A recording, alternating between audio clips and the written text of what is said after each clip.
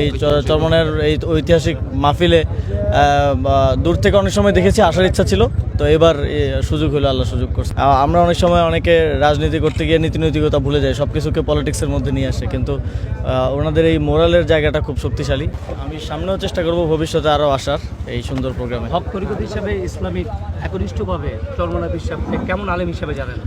অবশ্যই খুবই ওনার সাথে তো আমাদের রাজনৈতিক ক্ষেত্রে অনেক সময় আলাপ আলোচনা হয়েছে, কথা হয়েছে, এবং জুলাই গণঅভ্যুত্থানের সময় যখন আমরা খুবই ক্রাইসিস সিচুয়েশনের মধ্য দিয়ে যাচ্ছিলাম, তখন রাজনৈতিক দল হিসেবে এবং মনে হয় তিনি সর্বপ্রথম আমাদের পাশে দাঁড়িয়েছিলেন এবং ঘোষণা দিয়েছিলেন একদম রাজনৈতিক দলের ব্যানার নিয়ে। অন্যান্য রাজনৈতিক দলগুলো ভয় পাচ্ছিল এবং বলতেছিল আমরা আন্দোলনে নাই, তখন ঘোষণা দিয়ে এসছেন। সেই জায়গা থেকে একটা আন্তরিক সম্পর্ক একদম মনের গভীর থেকে আমাদের তৈরি হয়েছে, এবং এটা সামনের দিনও বাংলাদেশ বিনির্মাণের ক্ষেত্রে আমরা একসাথে কাজে লাগাতে পারি।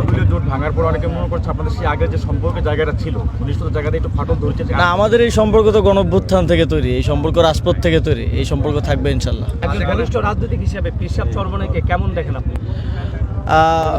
অবশ্যই খুবই আন্তরিক একজন ব্যক্তিত্ব, এবং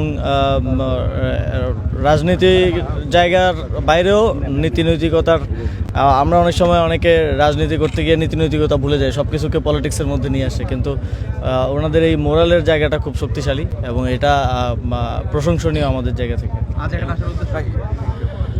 এই তো সবার সাথে দেখা সাক্ষাৎ করা, এবং এই চরমনের এই ঐতিহাসিক মাহফিলে দূর থেকে অনেক সময় দেখেছি, আসার ইচ্ছা ছিল। তো এবার সুযোগ হলো, আল্লাহ সুযোগ করছে। কেমন লাগলো? ভালো অভিজ্ঞতা হয়েছে, এখানে নতুন ধরনের অভিজ্ঞতা হয়েছে আর কি। জিজ্ঞাসা করি যে আমাদের এই যে জোটটা যে ভেঙে গেল, আপনার সাথে জোটটা ছিল, অনেক বয়ান এসেছে সামনে, আসলে আপনি কি মনে করেন আসলে জোটটা কেন টিকলো না? সংক্ষেপে বলেন।